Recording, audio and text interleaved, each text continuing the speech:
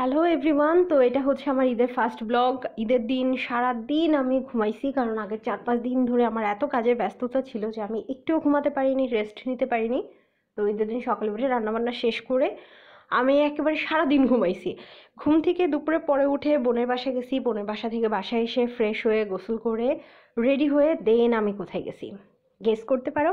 আচ্ছা, গেস করা লাগবে না, গেট দেখে বুঝতে পারছো নিশ্চয়ই সবাই। আমি আসলে বাংলাদেশ বেতারে গিয়েছিলাম। ওই দিন সন্ধ্যায় আমার বেতারের ডিউটি ছিল।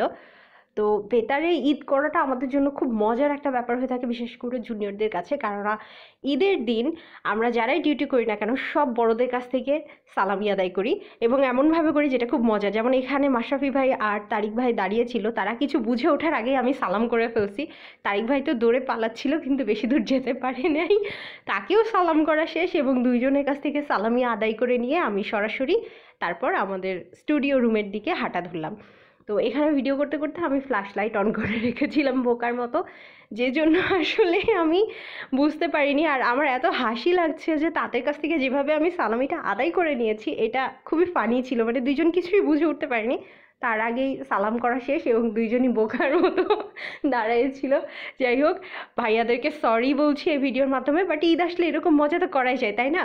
তো আমি যখন ইন করি তখন 6:45 বাজছিল। আমাদের এন্ট্রি রুমের একদম সামনেই একটা বড় ঘড়ি থাকে, আমরা কে কখন ইন করলাম দেখতে পারি। তো নিচে কেউ ছিল না, তো ভাবলাম ঠিক আছে উপরে যাই, দেখি নেক্সট কার কাছ থেকে সালামি নেওয়া যায়। তো আমি স্টুডিও রুমের দিকে গেলাম এবং সরাসরি পেয়ে গেলাম তমাল ভাইকে।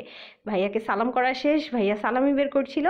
তো ভাইয়ার কাছ থেকে সালামি নিয়ে আমি সরাসরি চলে আসলাম স্টুডিও রুমের দিকে, কারণ আমার 7টা থেকে ওপেনিং ছিল FM 92-তে, এবং আমরা প্রোগ্রাম করার মাঝে ওপেনিংয়ের একটা ভিডিও ক্লিপ নিচ্ছিলাম, যেটা শাকিল ভাই ওনার আইডি থেকে বা পেজ থেকে শেয়ার করবে। ওটার লিঙ্ক আমার পেজে আমি শেয়ার দিয়ে দিব।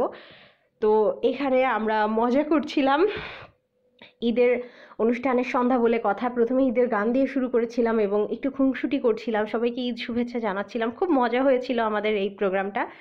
আর যারা ওই দিন FM 92 শুনেছো, অর্থাৎ এই FM 92-র প্রোগ্রামটার সাথে যারা ছিল তারা তো জানোই কীরকম পরিমাণে মজা করেছি আমরা। অনেক মজার মজার গান শুনিয়েছি এবং খুব খুনসুটি ছিল, সবাই অনেক এনজয় করেছে। তো এই যে এতগুলো সালামি তুললাম, তার ফলাফল কী হলো দেখো। হ্যাঁ, আমার সালামি এরা সবাই মিলে হাইজ্যাক করছে। টু বি অনেস্টলি, আমি সালামিগুলো নিয়ে আসছি, এরপরে শাকিল ভাই এর পরামর্শে তারা সবাই মিলে আমার সালামিটা হাইজ্যাক করে নিয়ে পরে মিষ্টি নিয়ে আসছে। বাইরের সব দোকান বন্ধ ছিল, এই জন্য অন্য কোনো খাবার আনতে পারে নাই। পরে লাড্ডু আর আরেকটা মিষ্টি নিয়ে আসছে, যেটা আমার খুব পছন্দের। আর শাকিল ভাইরা খাচ্ছিল আর হাসছিল আর বলছিল যে খালি সালামি তুললেই হয় না, মাঝে মাঝে এভাবে খাওয়াতেও হয়। তো এটা আমিও একসেপ্ট করে নিলাম এবং মানে সরাসরি আমি স্যালেন্ডার করেই বললাম ঠিক আছে, তাহলে জুনিয়ররা যখন সালামি তুলবে সেটা নিয়েও বাধা দেওয়া উচিত নয়, সালামি দিতেও হবে, আর সালামি দিলে অবশ্যই ট্রিট দেওয়া হবে। তো এটাই ছিল ভিডিও, কেমন লাগলো জানিও। Thank you.